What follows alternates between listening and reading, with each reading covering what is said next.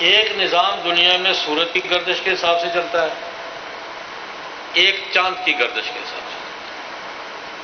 سورج کی گردش والا سال شمسی سال کہلاتا ہے، جنوری، فروری، مارچ، اپریل، مئی، جون۔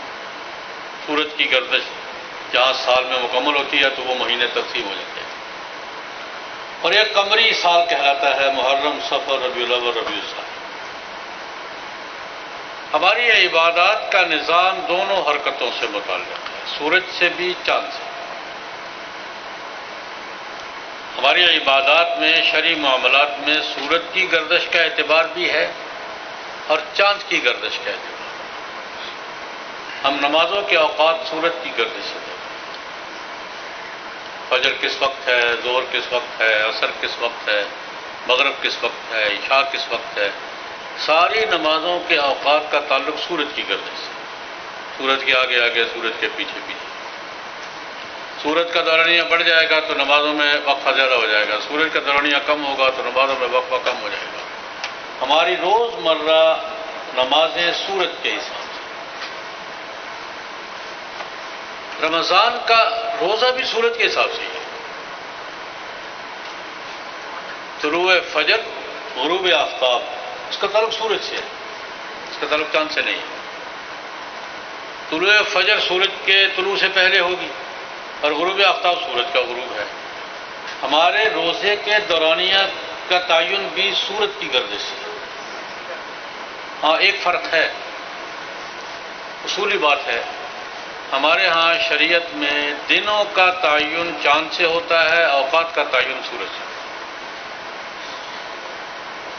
ہم جب ایام طے کرتے ہیں، یہ شب برات ہے، یہ شب معراج ہے، یہ شب قدر ہے، یہ ایام بیز ہیں، اور یہ جناب ایام حج ہیں، یہ جو ایام جب طے کرتے ہیں، اور رمضان کا مہینہ ہے، یہ محرم کا مہینہ ہے، یہ عاشورہ ہے، ایام اور مہینے جب طے کرتے ہیں تو ان میں اعتبار ہوتا ہے چاند کا، لیکن جب اوقات طے کرتے ہیں تو ان میں اعتبار ہوتا ہے سورج۔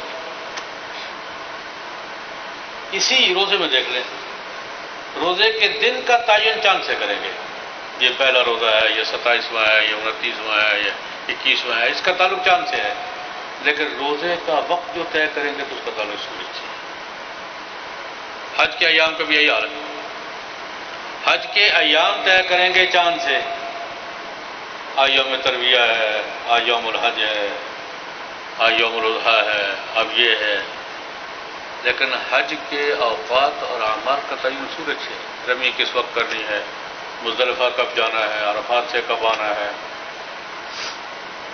یہ ساری اعمال کا تعلق سورج سے ہے، وہ سورج کی گردش کے ساتھ۔ تو میں یہ عرض کرتا ہوں کہ ہمارے ہاں یہ نہیں ہے کہ ہم سورج کی گردش کو نہیں مانتے، ہم تو روزمرہ اسی کو مانتے ہیں، ہم روزمرہ سورج کی گردش کے حساب سے چلتے ہیں۔ ہمارے اعمال، اوقات سورج کی گردش کے حساب سے چلتے ہیں، اور ایام اور مہینے چاند کی گردش کے حساب سے چلتے ہیں۔ ہمارے ہاں عبادات میں دونوں کا یکساں اعتبار ہے۔ البتہ چاند کا مہینہ چھوٹا ہے سورج کے مہینے سے، 10 دن کا فرق پڑ گیا۔ اس میں بہت سی حکمتیں مفسرین بیان فرماتے ہیں۔ ایک حکمت یہ ہے کہ ایام کا تعلق چاند سے کرنے کی حکمتیں کیا ہیں۔ ایک حکمت یہ بیان فرماتے ہیں، کہتے ہیں کہ چاند کا مہینہ ہر 3 سال کے بعد مہینہ بدل لیتا ہے، پیچھے آتا رہتا ہے، اور 33 سال میں چاند کا مہینہ چاروں موسموں میں، جہاں 4 موسم ہوتے ہیں، چاروں موسموں میں گردش پوری کر لیتا ہے۔ اگر ایک مسلمان بالغ ہونے کے بعد تبھی عمر کو پہنچنے تک، یعنی اس کو 30-35 سال مل جائیں، تو وہ سال کے ہر موسم کے روزے رکھ لیتے ہیں۔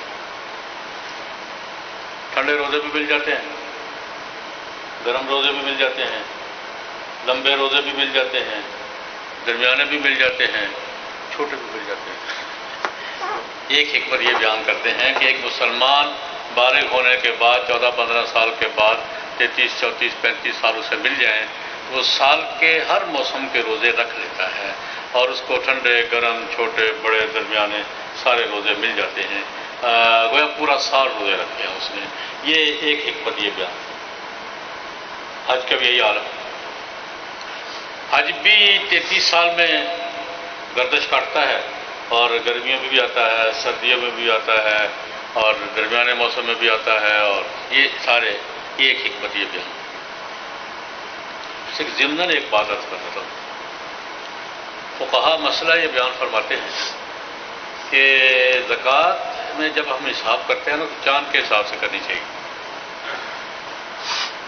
زکوٰۃ میں سال کب مکمل ہوگا، کب زکوٰۃ دینی ہے، اس کا حساب چاند کے مہینوں کے حساب سے کرنا چاہیے.